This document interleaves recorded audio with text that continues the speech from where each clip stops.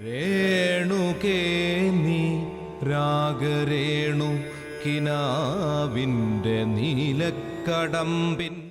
രചനാരീതിയിലും ആലാപന ശൈലിയിലും മലയാളത്തിൽ വ്യത്യസ്തമായ സ്വരസാന്നിധ്യം സൃഷ്ടിച്ച നമ്മുടെ പ്രിയ കവിയായും അധ്യാപകനായും അവതാരകനായും നമുക്കെല്ലാവർക്കും ഏറെ ഇഷ്ടപ്പെട്ട ശ്രീ മുരുകൻ കാട്ടാക്കട സാറിൻ്റെ പ്രിയ പത്നി ശ്രീമതി ലേഖ മുരുകനാണ് പാട്ടിൻ്റെ സഖിമാരിൽ ഇന്നത്തെ നമ്മുടെ അതിഥി.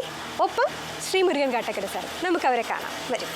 പാട്ടിൻ്റെ സഖിമാരുടെ പുതിയൊരു എപ്പിസോഡിലേക്ക് രണ്ടുപേർക്കും സ്വാഗതം. സാറ് മലയാളികൾക്ക് വളരെ സുപരിചിതനാണ്.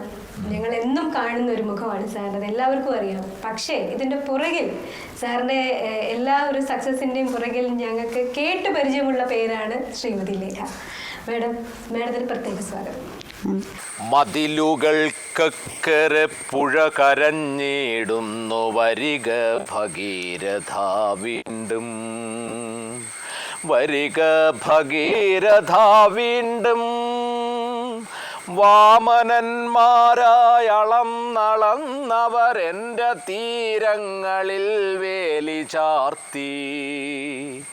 വേദന പാരതന്ത്ര്യത്തിൻ്റെ വേദന പോരു ഭഗീരഥ വീണ്ടും. സാധാരണക്കാരുടെ ഭാഷയിൽ കവിതകൾ രചിച്ച് ഏവർക്കും പ്രിയങ്കരനായ മുരുകൻ കാട്ടാക്കടയ്ക്ക് താങ്ങും തളലുമായി പ്രിയപത്നി ലേഖയും മകൻ അദ്വൈതും കൂടെയുണ്ട്. കവിയുടെ വാക്കുകളിൽ പറഞ്ഞാൽ ഒരു സന്തുഷ്ട കുടുംബം.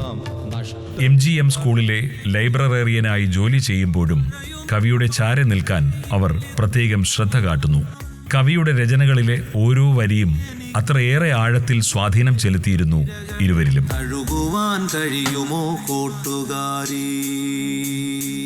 നമുക്ക് തുടക്കത്തിൽ നിന്ന് തന്നെ നിങ്ങൾ എവിടെ വെച്ചാണ് കണ്ടുമുട്ടിയത്? എനിക്ക് തോന്നുന്നു നമ്മളിപ്പോ ഈ ഷൂട്ട് ചെയ്യുന്നത് തന്നെ നിങ്ങളുടെ രണ്ടുപേരുടെയും സ്വന്തം സ്ഥലമായ കാട്ടാക്കടയിൽ വെച്ചിട്ടാണല്ലേ? അപ്പൊ മേഡത്തിന്റെ വീട് ഇവിടെ തൊട്ടടുത്ത്? ഞങ്ങൾ അടുത്തടുത്താണ് താമസം.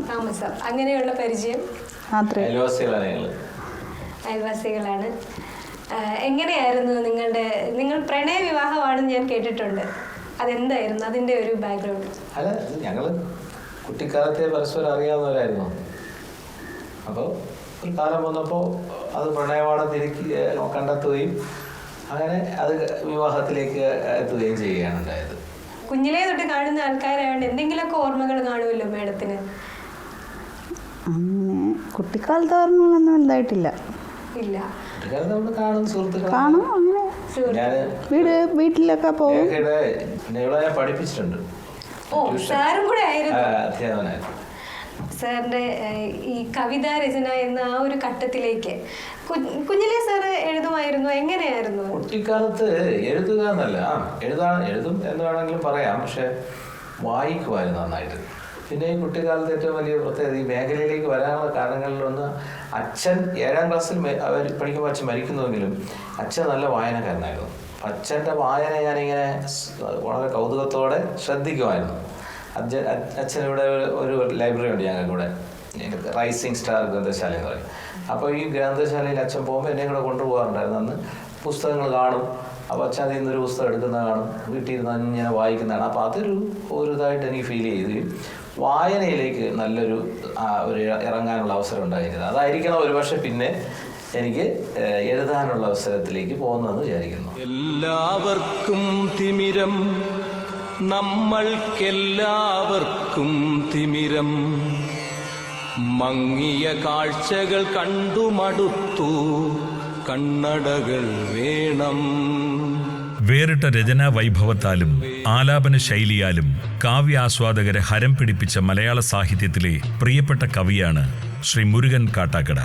കവി, ഗാനരചയിതാവ്, അവതാരകൻ, അഭിനേതാവ്, അധ്യാപകൻ എന്നീ മേഖലകളിൽ തന്റേതായൊരു വ്യക്തിമുദ്ര പതിപ്പിച്ച ബഹുമുഖ പ്രതിഭയാണ് മുരുകൻ കാട്ടാക്കട. രക്തം ചിതറിയ ചുവരുകൾ കാണാം. മുരുകൻ കാട്ടാക്കട എന്ന മലയാളത്തിലെ പ്രിയ കവിയായി വളർന്നത് തന്റെ സ്വതസിദ്ധമായ കഴിവ് ഒന്നുകൊണ്ട് മാത്രമാണ്. രേണുകേ നീ രാഗരേണു കിനാവിൻ്റെ നീലക്കടമ്പിൻ. കണ്ണട, രേണുക എന്നീ കവിതകളിലൂടെയാണ് കവിയുടെ സാന്നിധ്യം സാഹിത്യലോകം ശ്രദ്ധിച്ചു തുടങ്ങിയത്. വേദനയുടെ കണ്ണീർ കലർന്ന നോവിന്റെ വരികളായിരുന്നു കവിതകളിൽ ഉടനീളം നിറഞ്ഞു നിന്നിരുന്നത്. പറയുവാനാകാത്തൊരായിരം കഥനങ്ങൾ ഹൃദയത്തിൽ മുട്ടി വിളിച്ചിടുമ്പോൾ. ആ കാലത്ത് പക്ഷെ എനിക്ക് ഉള്ളത്, ഞാൻ എഴുതുന്നതിനേക്കാളും നാട്ടിൽ എന്നെ അതായത് 10ാം ക്ലാസ് കഴിഞ്ഞ് +2 അന്നത്തെ പ്രീ ഡിഗ്രി കാലത്ത് ഞങ്ങൾ ഈ വായനശാല പ്രവർത്തനമായിരുന്നു ഇവിടെ ഞാൻ. അപ്പോൾ ഈ നാടക പ്രവർത്തനം ഉണ്ടായിരുന്നു. ഞങ്ങളിവിടെ ഈ നാട്ടുപുറത്ത് ഈ ഒരു നാടക സമിതി, അതിലൊരു ആർട്സ് ക്ലബ്ബ് ഉണ്ടാക്കിയിട്ട് ഞങ്ങളിവിടെ ചെറുപ്പക്കാരായിട്ടുള്ള അന്നത്തെ കൗമാരക്കാർ അപ്പോൾ നല്ലൊരു ഇവിടെ നല്ല ഗ്രൂപ്പ് ഉണ്ടായിരുന്നു. ഒരു സാംസ്കാരികമായ ഒരു ഉന്നതി അന്നേ ഉണ്ട്. അപ്പോൾ ഈ പ്രദേശത്തിൻ്റെ ആ കാര്യങ്ങളിൽ ഞങ്ങൾ വളരെ സ്ട്രോങ് ആയി നിൽക്കുകയായിരുന്നു. അപ്പോൾ അതൊരു വലിയ കോയിൻസിഡൻസ് പറയുന്നത്, ഇപ്പോൾ നമ്മുടെ ഈ ഇൻ്റർവ്യൂ തന്നെ ശുഭ ഒക്കെ ഓർമ്മയുണ്ടെന്ന് അറിയില്ല അല്ലേ, ഈ വീടിന് ഒരു പ്രത്യേകത ഉണ്ട്. ഈ വീട്ടിൽ വെച്ചാണ് കണ്ണട എന്ന കവിത ദൂരദർശനിൽ ആദ്യമായി ഈ വിഷ്വലായി വരുന്നത്. ഞാൻ ആലപിച്ച എൻ്റെ ഈ കണ്ണട എന്ന കവിത അത് അന്ന് കാസറ്റ് രൂപത്തിൽ അത് നല്ല രീതിയിൽ ജനകീയമായി. ആ സമയത്ത് കാസറ്റ് രൂപത്തിൽ ജനകീയമായ സമയത്ത് ഇപ്പോൾ ദൂരദർശൻ ഡയറക്ടറായിരിക്കുന്ന ശ്രീ KR ഷാജി, അപ്പോൾ ഷാജി ഞങ്ങൾ ഒരുമിച്ച് പഠിച്ച ആളുകളാണ്. അപ്പോൾ ഷാജി എന്നെ വിളിച്ച് ചോദിച്ചു, നമുക്ക് ഈ കണ്ണടയ്ക്കൊരു വർത്തമാനകാല ഒരു സാമൂഹ്യ പ്രാധാന്യം ഉള്ളതുകൊണ്ട് അതിനെ ഒരു ആൽബമാക്കിയാലോ ദൂരദർശൻ. അങ്ങനെ അദ്ദേഹത്തിൻ്റെ ശ്രമഫലമായി അദ്ദേഹം പറഞ്ഞു ഇതുപോലെ തന്നെ ഇവിടെ വീട്ടിൽ വരാം എന്ന് പറഞ്ഞ് ഈ വീട്ടിൽ വെച്ചാണ് എനിക്ക് തോന്നുന്നു 25 വർഷമായി, 25 വർഷങ്ങൾക്ക് മുമ്പ് ഇതേ വീട്ടിൽ വെച്ച് ഇതേ സ്റ്റെപ്പ്, ഇവിടെ കാണുന്ന സ്റ്റെപ്പിൻ്റെ മുകളിൽ നിന്നാണ് ഞാൻ ആ കവിത എഴുതിയത്. ആ വിഷ്വൽ ഇപ്പോഴും ദൂരദർശനിൽ കാണാം. 25 വർഷങ്ങൾക്ക് മുമ്പ് ഇതേ ഇവിടെ വെച്ച് ഈ പ്രദേശങ്ങൾ, ഈ നാട്ടിൻ പ്രദേശങ്ങളിലെല്ലാം വെച്ചാണ് ആ കണ്ണട എന്ന കവിത ദൂരദർശൻ്റെ ചരിത്രത്തിൽ ഏറ്റവും കൂടുതൽ ആളുകൾ കണ്ട ഒരു പൊയറ്റിക് വിഷ്വലാണത്. അതേ ദൂരദർശൻ്റെ അതേ ടീം അന്ന് അത് കഴിഞ്ഞിട്ടാണ് എല്ലാവരും ചൊല്ലണത്. നമ്മൾ രണ്ടാളും ആങ്കർ ചെയ്തു അല്ലേ, ശുഭയും ഞാനും ഏതാണ്. മലയാളത്തിൽ ആദ്യകാലത്തെ ഒരു റിയാലിറ്റി ഷോ ആയിരുന്നത് അല്ലേ, നാടൻ പാട്ട് വെച്ചുകൊണ്ട് റിയാലിറ്റി ഷോ. അത് ഞാൻ നമ്മൾ രണ്ടാളായിരുന്നു. അതിന്റെ ക്രിയേറ്റീവ് സൈഡ് നിന്നത് അല്ലേ മനോജായിരുന്നു, ബാലതാര മനോജ് ആയിരുന്നു. അപ്പോൾ മനോജിന്റെ തന്നെ ടീമിൽ വീണ്ടും 20-25 വർഷത്തിന് ശേഷം അതിൽ സന്തോഷം തോന്നും. അപ്പോൾ എന്തായാലും ആ കാലഘട്ടം ക്രിയേറ്റീവായിരുന്നു. 20-25 ഞാൻ പറഞ്ഞാൽ 27 വർഷമേ ആയിട്ടുള്ളൂ ഞാൻ കവി എന്ന നിലയിൽ, ഒരു ജനകീയ കവി എന്ന നിലയിൽ തിരിച്ചറിയാൻ തുടങ്ങിയിട്ട്. പൊട്ടിയതാലിച്ചരടുകൾ കാണാം, പൊട്ടാമദ്യ കുപ്പികൾ കാണാം, പലിശപ്പട്ടിണി പടികേറുമ്പോൾ പുറകിലെ മാവിൽ കയറുകൾ കാണാം, തറയിലൊരിലയിലൊരൽപ്പം ചോരയിൽ പൂനനുറും തിരതേടൽ കാണാം. അപ്പോൾ ഇനി ഞാൻ മാഡത്തോട് ചോദിക്കട്ടെ, മാഡം സാറിൻ്റെ കവിതയിലേക്ക് അല്ലെങ്കിൽ കേരളത്തിൽ അദ്ദേഹം എങ്ങനെ ഇത്രയും പ്രശസ്തനായി, അതിൻ്റെ തുടക്കം സാർ ഓൾറെഡി പറഞ്ഞു കഴിഞ്ഞു. മാഡം ആദ്യം കാണുന്ന സാറിലെ ഏറ്റവും സ്പെഷ്യലായിട്ടുള്ള ഒരു ടാലൻ്റ് എന്തായിരുന്നു? ഗാനരചയിതാവെന്നാണോ, കവിയെന്നാണോ, ഒരു നാടക പ്രവർത്തനവുമായിട്ട് ബന്ധപ്പെട്ടിട്ട് പ്രവർത്തനങ്ങൾ ഉണ്ടായിരുന്നു, ഏതിലായിരുന്നു മാഡം കൂടുതൽ അദ്ദേഹത്തിന് ശ്രദ്ധിച്ചത്? നന്നായിട്ട് വായിക്കും, പിന്നെ കലാകാരനാണ്, അതുകൊണ്ടൊക്കെ ആവാം ശ്രദ്ധിച്ചത് കൂടുതലും. എന്നാലും മാഡത്തിന് എന്തെങ്കിലും അങ്ങനെയുള്ള പ്രവർത്തനങ്ങൾ? വായിക്കും, നല്ല വായനക്കാരിയാണ്. ലൈബ്രറിയനാണ്. അത് ശരി. ലൈബ്രറി സയൻസ് കഴിഞ്ഞിട്ട് ലൈബ്രറിയനായിട്ടൊരു സ്കൂളിൽ 20 വർഷം ജോലി ചെയ്യുന്നു. അപ്പോൾ അതുകൊണ്ട് പുസ്തക വായനയോട് നല്ല താല്പര്യമുണ്ട്. ഇപ്പം മകനുണ്ട്, ഇപ്പോൾ മകൻ എങ്ങനെയാണ്? മകനെ പറ്റി നമുക്കൊന്ന് പറയാം. അവന് വായിക്കാൻ വലിയ താല്പര്യമില്ല, ഇപ്പോൾ മെഡിസിൻ കഴിഞ്ഞു. അപ്പോൾ ഡോക്ടറാണ്. അപ്പോൾ എന്നാൽ പോലും സാറിൻ്റെ കവിതകളോട് മകൻ്റെ ഒരു ഇൻട്രസ്റ്റ് എത്രത്തോളമാണ്? ഭയങ്കര ഇൻട്രസ്റ്റ് ആണ്. അതായത് അവൻ എൻ്റെ കവിത മൊബൈൽ അല്ല TV-യിൽ എവിടെയെങ്കിലും ചാനലിൽ വരികയാണെങ്കിലേ അവൻ കറണ്ട് കട്ട് ചെയ്യും. ഭയങ്കര ഇഷ്ടമാണ്. മെയിൻ സ്വിച്ച് ഓഫ് ചെയ്യും. അല്ല, ഞങ്ങൾ ഒരുമിച്ച് പ്രോഗ്രാം ചെയ്തിട്ടുണ്ടെന്ന് സാർ ഓൾറെഡി പറഞ്ഞല്ലോ. അപ്പോൾ അതും ദൂരദർശനിൽ തന്നെയായിരുന്നു. അതൊരു വലിയൊരു കോയിൻസിഡൻസ് ആണ് ഈ പറഞ്ഞ മാതിരി. അപ്പോൾ ഞാൻ ശ്രദ്ധിച്ചിട്ടുള്ള ഒരു കാര്യം ഞാൻ ഇപ്പോൾ ഈ ഒരു സന്ദർഭത്തിൽ ഓർക്കുകയാണ്. ഞങ്ങളുടെ ഷൂട്ട് നടന്നുകൊണ്ടിരിക്കുകയാണ്, എല്ലാവരും ഫ്ലോറിലുണ്ട്. അപ്പോൾ മകന് സുഖമില്ല എന്ന് പറഞ്ഞ് മാഡം വിളിച്ചപ്പോൾ സാറ് ചോദിക്കുന്നുണ്ട് മരുന്ന് കഴിച്ചോ എന്താ. അപ്പോൾ മാഡം മരുന്ന് കഴിക്കാൻ മോന് ബുദ്ധിമുട്ടാണെന്ന് പറഞ്ഞപ്പോൾ നീ വളരെ ശ്രദ്ധ ശ്രദ്ധയോടെ നിർബന്ധിച്ച് അങ്ങനെ കാവ്യാത്മകമായി അവന് മരുന്ന് കൊടുക്കുന്ന കാര്യത്തിൽ വളരെ കാവ്യാത്മകമായി സംസാരിക്കുന്നത് ഞങ്ങൾ കേട്ടു. അപ്പൊ ഞങ്ങൾ എല്ലാവരും ചോദിച്ചു, സാർ എന്നും മാഡത്തിനോട് ഇങ്ങനെ ആയിരിക്കുമോ സംസാരിക്കുന്നത്? ആണോ? കാവ്യാത്മകമായി അപ്പോൾ പറഞ്ഞില്ലെങ്കിലേ നല്ല കാവ്യാത്മകമായ ഇടി വീട്ടിൽ ചിലപ്പം കിട്ടും. ഭയമുണ്ട്. അതെ. അപ്പൊ പൊതുവെ സാർ വീട്ടിലെങ്ങനെയാണ്? വീട്ടില് ദേഷ്യക്കാരനൊന്നുമല്ല, കൂളാണ് ആള്. കൂളാണ്. നമ്മള് കൂടും, അതൊക്കെ വഴക്കിൻ്റെ ആളുകളാണ്. ശരി, വഴക്കിലാണ് കൂടുതൽ സ്നേഹം എന്നാണ് പറയുന്നത്. പ്രണയവും കലഹവും. അതെ. വീട്ടിലും അങ്ങനെ തന്നെയാണോ എന്നറിയാനുള്ള? അങ്ങനെയൊന്നുമല്ല സംസാരിക്കുന്നത്, അല്ലല്ലേ? കാവ്യം കുറവാണ്, അക്ഷരങ്ങളൊക്കെ കുറച്ച് കൂടിയ വാക്കുകളൊക്കെ ഉണ്ടാവും. കാവ്യഭംഗി കുറവാണ്. കാവ്യം കുറച്ച് കുറവായിരിക്കും. കാരണം അതങ്ങനെയാണ്. ഞങ്ങളെ സംബന്ധിച്ചിടത്തോളം ഈ വീട് ഞങ്ങൾ കുറച്ച് ഫ്രണ്ട്ലിയാണ്. കാര്യം നമ്മളിങ്ങനെ ഞങ്ങൾ അങ്ങോട്ടും ഇങ്ങോട്ടും വീട്ടിൽ മോനും അങ്ങനെ തന്നെ, അവന് വളരെ ഞങ്ങൾ തമ്മിൽ നല്ല സുഹൃത്തുക്കളാണ്. വീട്ടിനകത്ത് അങ്ങനെ ഒരു ഫോർമാലിറ്റീസ് ഇല്ല. ഒരാൾ അച്ഛൻ, വേറൊരാൾ അമ്മ, അല്ലെങ്കിൽ ഭർത്താവ്, ഭാര്യ, മകൻ, അങ്ങനെയൊന്നുമില്ല. നമ്മളങ്ങനെ അതുകൊണ്ട് തന്നെ ഞങ്ങൾ ബഹളങ്ങളും കലഹങ്ങളും ഒക്കെ ഉള്ള സന്തോഷമൊക്കെ കൂടെ മിക്സ് ചെയ്ത ഒരു പോക്കാണ് എന്ന് പറയാം. കാരണം ഒരു പ്രത്യേക ജാടതരത്തിലുള്ള ഒരു കയറ്റിറക്കങ്ങളുടെ ഒരു അനുഭവമാണ് കുടുംബജീവിതം. സാറിന്റെ കുടുംബജീവിതം സാറിന്റെ കവിതയിൽ എത്രത്തോളം സ്വാധീനം ചെലുത്തിയിട്ടുണ്ട്? കുടുംബജീവിതം കവിതയെ അങ്ങനെ സ്വാധീനിച്ചിട്ടില്ല. പക്ഷേ കവിതയെ ജനകീയമാക്കുന്ന കാര്യത്തിൽ കുടുംബജീവിതം സഹായിച്ചിട്ടുണ്ട്. എൻ്റെ യാത്രകൾ വളരെ പ്രധാനമാണ്. ഞാൻ ഈ 10-25 വർഷമായിട്ട് മിക്കവാറും യാത്രകൾ എൻ്റെ അപ്പോൾ അത് ലേഖ അതിന് ഒരുപാട് സ്ട്രെയിൻ എടുക്കുന്നുണ്ടായിരുന്നു. കാരണം ഞാൻ എപ്പോഴും യാത്രയിലായിരിക്കുമല്ലോ. അപ്പം മോൻ്റെ കാര്യത്തിൻ്റെയും കുടുംബകാര്യങ്ങളിലും പിന്നെ യാത്ര ചെയ്യുന്നതിന് നല്ല സപ്പോർട്ടും തന്നിരുന്നു അന്നൊക്കെ, എഴുതുന്നതിനായാലും ശരി. അപ്പം ആ അർത്ഥത്തിൽ എനിക്ക് ഗുണമാണ്. പിന്നെ കവിത അത് നമ്മുടെ ജീവിതാനുഭവങ്ങളിൽ നിന്നും അല്ലാതെ സംഭവിക്കുന്നതാണ്. അതിന് കുടുംബജീവിതത്തിന് വലിയ പ്രാധാന്യം കവിത എഴുത്തിലുണ്ടായിട്ടില്ല. പക്ഷേ ഞാൻ പറഞ്ഞതിൻ്റെ എൻ്റെ ഒരു സർഗാത്മകമായ എൻ്റെ ജീവിതയാത്രയിൽ ഈ കുടുംബ സാഹചര്യം ഉണ്ടായത് വലിയ ഗുണം ചെയ്തിട്ടുണ്ട്. നിങ്ങൾ കുഞ്ഞുനാൾ തൊട്ട് അറിയാവുന്നതാണ്. അപ്പം നിങ്ങൾക്ക് കോമൺ ആയിട്ട് ഒരുപാട് സുഹൃത്തുക്കളുണ്ടാവും, സഹപാഠികളുണ്ടാവും. അവരെക്കുറിച്ച് നമുക്ക് എന്തെങ്കിലും? അത് സുഹൃത്തുക്കൾ എന്ന് പറഞ്ഞാൽ ഇത് എൻ്റെ നാട്, ഞങ്ങളുടെ നാടെന്ന് പറയുന്നത് ഈ പറയുന്ന കാട്ടാക്കടയിലെ ഈ നെയ്യാറിൻ്റെ തീരം ആണിത്. ആമച്ചൽ എന്ന് പറയുന്ന സ്ഥലമാണ്. നല്ല ഗംഭീരമായ സ്ഥലമാണ്. ഞാൻ ഇപ്പോഴും പറയാറുണ്ട്, എനിക്ക് കവിത എഴുതാൻ അവസരം, എനിക്ക് ഒരു കവിയാകാൻ കഴിഞ്ഞിട്ടുണ്ടെങ്കിൽ എൻ്റെ ഒരു പ്രധാന കാരണക്കാരൻ എന്ന് പറയുന്നത് എൻ്റെ പരിസരമാണ്. ഈ പരിസരത്ത് ജനിച്ച് ജീവിക്കാൻ കഴിഞ്ഞതുകൊണ്ടാണ് നെയ്യാറിൻ്റെ പരിസരവും ഇവിടുത്തെ എൻ്റെ സുഹൃത്തുക്കളും എൻ്റെ സമൂഹവും അവരുടെ നന്മയും സ്നേഹവും അവരുടെ കരുതലും വാത്സല്യവും ഇതെല്ലാം എൻ്റെ വളർച്ചയിൽ വളരെയധികം. ഞാൻ പറഞ്ഞില്ലേ, ഞങ്ങൾ പ്രീ ഡിഗ്രി കാലത്ത് നല്ലൊരു സാംസ്കാരിക കൂട്ടായ്മ ഉണ്ടായിരുന്നു ഞങ്ങൾക്ക് കൂടെ, ചെറുപ്പക്കാരുടെ. അവരെല്ലാവരും തന്നെ ഇപ്പം കൾച്ചറലി അങ്ങനെ എല്ലാം സോഷ്യലിയൊക്കെ വളരെ ബെറ്ററാണ് ആ കാലത്ത് അങ്ങനെ ചെയ്തവരെല്ലാം. അപ്പോൾ ഞങ്ങളൊരു സാംസ്കാരിക സംഘം ഉണ്ടാക്കിയിട്ട് ഞങ്ങൾ നല്ല രീതിയിൽ സാംസ്കാരിക വായനാ പ്രവർത്തനങ്ങളിൽ നന്നായി ഒഴുകിയുണ്ട്. ഒരു നല്ല സുഹൃത്ത് വല എനിക്ക് ഇവിടെ ഉണ്ട്. സാറിന് ഈ യാത്രകളിലായാലും സാറിന് ഏതെങ്കിലും സാറിൻ്റെ കവിതകളിൽ എന്തെങ്കിലും ഒരു സാഹചര്യത്തിൽ എന്തെങ്കിലും ഒരു അനുഭവമായിരിക്കും ഒരു പക്ഷേ പുതിയൊരു കവിതയായി വരുന്നത്. അങ്ങനെ പ്രത്യേകിച്ച് എടുത്തു പറയത്തക്കതായിട്ടുള്ള ഏതെങ്കിലും ഒരു അനുഭവമുണ്ട്? ധാരാളം അനുഭവമുണ്ട്. ഈ കന്നഡ തന്നെ പല അനുഭവങ്ങളിൽ നിന്നുണ്ടായതാണ്. കന്നഡ അതായത് സത്യം പറയണമെങ്കിൽ ദൂരദർശനിൽ നിന്ന് തന്നെ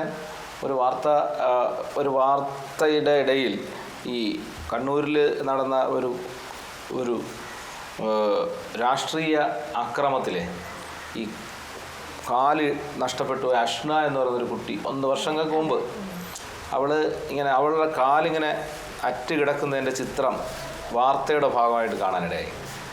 സത്യം പറയുകയാണെങ്കിൽ അത് ആ കാഴ്ചയാണ് യഥാർത്ഥത്തിൽ പണ്ടേ പല കാര്യങ്ങളും ഇങ്ങനെ മനസ്സിലുണ്ടായിരുന്നു, പറയണമെന്ന് വിചാരിച്ചിരുന്നത്. പക്ഷെ ആ കാഴ്ച കണ്ടതും കൂടെ അന്നാണ് ഈ കവിത എഴുതുന്നത്. മങ്ങിയ കാഴ്ചകൾ, പൊട്ടിയ താലിച്ചരടുകൾ കാണാം, മദ്യ കുപ്പികൾ കാണാം, പലിശ പട്ടിണി പടി കയറുമ്പോൾ പുറകിലെ മാവിൽ കയറുകൾ കാണാം, തറയിൽ ഒരിലയിൽ ഒരൽപ്പം ചോരയിൽ പൂനനുറുമ്പ് ഇര തേടൽ കാണാം, പിഞ്ചു മടിക്കുത്ത് 50 പേർ ചേർന്ന് 20 വെള്ളിക്കാശ് കൊടുത്തിട്ട് ഉഴുതു മറിക്കും കാഴ്ചയാണ്. അപ്പോൾ സ്വാഭാവികമായും നമുക്ക് സ്വയം ഉണ്ടാകുന്ന അനുഭവങ്ങളോ അല്ലെങ്കിൽ നമ്മൾ മനസ്സിലാക്കുന്ന ആർജിക്കുന്ന അനുഭവങ്ങളോ ആണ് സത്യത്തിൽ കവിതയുടെ ഒരു ബീജം നമ്മളിൽ ഹൃദയത്തിലേക്ക് ഉണ്ടാകുന്നത്. അങ്ങനെ ഒരുപാട് അനുഭവങ്ങളിൽ നിന്ന് തന്നെയാണ് കവിതകൾ ഉണ്ടായിട്ടുള്ളത്. പിന്നെ ബാഗ്ദാദായാലും അങ്ങനെയാണ്. അതും ഈ പറയുന്ന ഈ യുദ്ധത്തിൻ്റെ വേദനകൾ കണ്ടപ്പോൾ ഉണ്ടാകുന്ന ദുഃഖത്തിൽ നിന്നാണ് ആ കവിത ഉണ്ടായിട്ടുള്ളത്. മാഡത്തിന് സാർ എഴുതിയ കവിതകളിൽ ഏറ്റവും ടച്ചിങ് ആയിട്ട് തോന്നിയിട്ടുള്ള ഏതാണ്? പക. വളരെ ഹൃദയഭേദകമായിട്ട്. പക എന്ന് പറഞ്ഞത് പിന്നെ പ്രകൃതി ദുരന്തങ്ങളെ വെച്ച് സുനാമി ദുരന്തം നടന്നില്ലേ, അതിൻ്റെ പശ്ചാത്തലത്തിൽ എഴുതിയ കവിതയാണ് പക.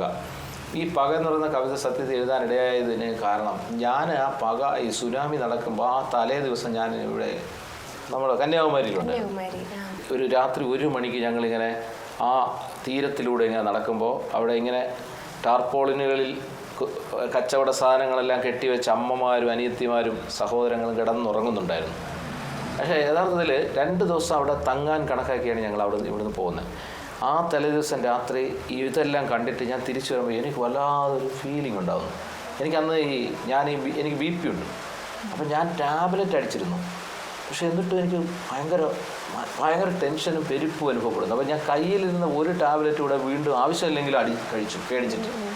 എന്നിട്ട് മാറുന്നില്ല. അപ്പം ഞാൻ പറഞ്ഞു എനിക്ക് വീട്ടിൽ പോകണം, നാളെ രാവിലെ എനിക്ക് പോകണം. കാരണം രാത്രി ഒരു 3 മണിയൊക്കെ ആയി ഞങ്ങൾ വന്നപ്പോൾ. ഞാൻ പറഞ്ഞു എനിക്ക് പോകണം, എപ്പോഴും പോയിട്ട് അല്ലെങ്കിൽ കുറച്ച് രാവിലെ ആയാലും എപ്പോഴാണോ അപ്പോൾ പോകണം. അങ്ങനെ നമ്മൾ ക്യാൻസൽ ചെയ്ത് ഞങ്ങൾ വീട്ടിൽ കയറിയത്. ഈ വീട്ടിലേക്ക് വന്ന് കയറുമ്പോൾ ഞാൻ രാവിലെ TV ഇങ്ങനെ നോക്കുമ്പോൾ കാണുന്നത് വേളാങ്കണ്ണി പള്ളിയിൽ വെള്ളം കയറി എന്നാണ്, സുനാമി എന്നല്ല. അത് കഴിഞ്ഞ് പതുക്കെ കാര്യങ്ങൾ വരുമ്പോഴാണ് ഈ ഞാൻ കണ്ട ആ ചേച്ചിമാർ അനിയത്തിമാർ ഒന്നും പിന്നെ അവിടെ ഇല്ല. ആ തീരത്തിൽ പിന്നെ ഒന്നുമില്ല എന്നതാണ്. ആ തലേ ദിവസം രാത്രി ഞങ്ങൾ കണ്ട ആ ഒരാളും ആ സുഖ ഉറക്കത്തിന് ശേഷം അവരാരും തന്നെ ഭൂമുഖത്തില്ല. അപ്പോൾ ഞാൻ വിചാരിക്കുന്നത് ഒരു പക്ഷേ ഞാനങ്ങ് അവിടെ നിന്നിരുന്നെങ്കിൽ ഞങ്ങളവിടെ നിന്നത് ഞങ്ങളുമില്ല. അതാണ്. അപ്പോൾ ആ കാലത്ത് ഈ ഭൂമിയോട് നമ്മൾ മനുഷ്യൻ കാണിക്കുന്ന പോരായ്മകളാണ് ഇതിനെല്ലാം ഒരു കാരണമെന്നുള്ളത് ഉറപ്പാണല്ലോ. അപ്പോൾ അതിനെ വെച്ചാണ് മാനത്തു നോക്കൂ കറുത്തിരിക്കുന്നു കാർമേഘമല്ല കരിമ്പുക ചുരുളുകൾ, പൂക്കളെ നോക്കൂ വെളുത്തിരിക്കുന്നു പിച്ചിയല്ല വിഷം തിന്ന തെച്ചി എന്ന്. അപ്പോൾ അങ്ങനെ എഴുതിയ കവിതയാണ് പക. നമ്മുടെ മാതാമൃതാനന്ദമയുടെ ആശ്രമത്തിൻ്റെ ആ ഭാഗത്ത് ഞങ്ങൾ ഈ അടുത്ത കാലത്ത് അവിടെ പോയി ആ സ്മാരകം കണ്ടു. ഈ സുനാമി സ്മാരകം ഉണ്ട് അവിടെ. അതൊരു ഭയങ്കര കാഴ്ചയാണ്. അപ്പോൾ ആ സ്ഥലത്ത് ഒന്നൊരു വാർത്ത ഉണ്ടായിരുന്നു ആ സമയത്ത്. അതായത് ഈ തിര ഇങ്ങനെ കയറി വരുന്നു. തിര എന്ന് പറയുമ്പോൾ ഒരു 4 നില കെട്ടിടത്തിൻ്റെ പൊക്കത്തിലാണ് തിര പോകുന്നത്. തിര ഇങ്ങനെ എല്ലാവരും അടിച്ചുകൊണ്ട് പോകുന്നു. അപ്പോൾ ഒരു കുടിലിനെ അടിച്ചുകൊണ്ട് പോയി, ഇങ്ങനെ പൊങ്ങിപ്പോയി. ആ കുടിലിൽ അങ്ങ് കിളയി പോയപ്പോൾ ഈ അച്ഛൻ കിട്ടിയ തെങ്ങിലിങ്ങനെ പിടിച്ചു. കിട്ടിയ തെങ്ങിലെ അപ്പോൾ ഈ തെങ്ങിൽ പിടിക്കുമ്പോൾ ഈ കയ്യിൽ മകനും ഇങ്ങനെ തൂങ്ങിക്കിടന്നു, ഇപ്പുറത്തെ കയ്യിൽ ഭാര്യയും തൂങ്ങിക്കിടന്നു. ഇയാളിങ്ങനെ തെങ്ങിൽ പിടിച്ച് ഇങ്ങനെ കിടക്കുകയാണ്. അപ്പോൾ ഈ തിര ഇങ്ങനെ തിരിച്ചു വരെയാണ് അപ്പോൾ ഇത് അടിച്ചോണ്ട് പോവുകയാണ്. അപ്പോൾ ഈ മോനെ അങ്ങ് അടിച്ചോണ്ടങ്ങ് പോയി. ഇയാൾക്കൊന്നും ചെയ്യാൻ പറ്റില്ലല്ലോ. അച്ഛാ എന്ന് വിളിച്ച് ഈ മോനങ്ങ് പോയി. ഇവർ 3 പേരും ഇങ്ങനെ തന്നെ നോക്കിക്കൊണ്ടിരുന്നു. ഇങ്ങനെ അവസാനമായി അങ്കുലീയാഗ്രത്തിൽ വിരലിൻ്റെ അറ്റത്ത് നിന്ന് ഊർന്ന് തിര തിന്ന് പോകുന്ന പുത്രൻ. അങ്കുലീയാഗ്രത്തിൽ നിന്നൂർന്നു തിര തിന്ന പുത്രനായി കേഴുന്ന പിതൃസന്ധ്യകൾ.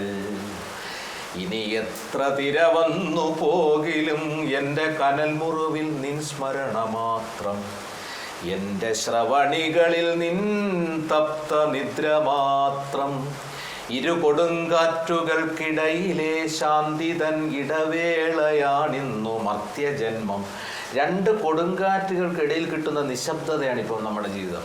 നോക്കൂ, ഈ അടുത്ത കാലത്ത് പിന്നെ ചൂരൽമലയിൽ വീണ്ടും വെള്ളം ഇറങ്ങിയപ്പോൾ കണ്ടില്ലേ, സഹോദരിമാർ പിന്നെ തോട്ടങ്ങളിൽ ജോലി ചെയ്തുകൊണ്ട് നിന്ന സഹോദരിമാരിങ്ങനെ മരണവെപ്രാളത്തിൽ തിരിച്ചു വന്ന് നിൽക്കുന്നത് കണ്ടില്ലേ നമ്മൾ. അത് സഹോദരി ഇങ്ങനെ ക്യാമറയുടെ മുമ്പിൽ ആശ്വാസത്തോടെ ഒരു നിമിഷം ചിരിക്കുന്നത് ഞാൻ കണ്ടു. പെട്ടെന്ന് അവർ കരയുന്നു. അപ്പോൾ എന്താ ചേച്ചി കരയുന്നതെന്ന് ഒരു പയ്യൻ ചോദിക്കും. ഇല്ല വെറുതെ എന്നവർ പറയുന്നു. അപ്പോൾ രണ്ട് കൊടുങ്കാറ്റുകൾക്കിടയിൽ ചെറിയ ശാന്തി മാത്രമാണ് നമ്മുടെ ജീവിതം. കാരണം ഇത്രയേ ഉള്ളൂ, നമ്മുടെ വികസന സങ്കല്പങ്ങളൊന്നും തന്നെ നമ്മുടെ പ്രകൃതിയെയോ നമ്മുടെ പരിസരത്തെയോ മാനിച്ചുകൊണ്ടല്ല. അപ്പോൾ അതിൻ്റേതായ ബുദ്ധിമുട്ടുകളുണ്ടാകും. അപ്പോൾ ഇത്തരം കാര്യങ്ങളാണ് ഒരു പക്ഷേ സാഹിത്യ പ്രവർത്തകരെ ഇങ്ങനെയുള്ള എഴുത്തുകളിലേക്ക് നയിക്കുന്നത്. പാട്ടിൻ്റെ സഖിമാർ ഇവിടെ തീരുന്നില്ല. വീണ്ടും അടുത്ത ആഴ്ച ഇതേ ദിവസം ഇതേ സമയം കാണാം. അതുവരെ നന്ദി, നമസ്കാരം. രേണുകേ നീ രാഗരേണു കിനാവിൻ്റെ നീലക്കടമ്പിൻ പരാ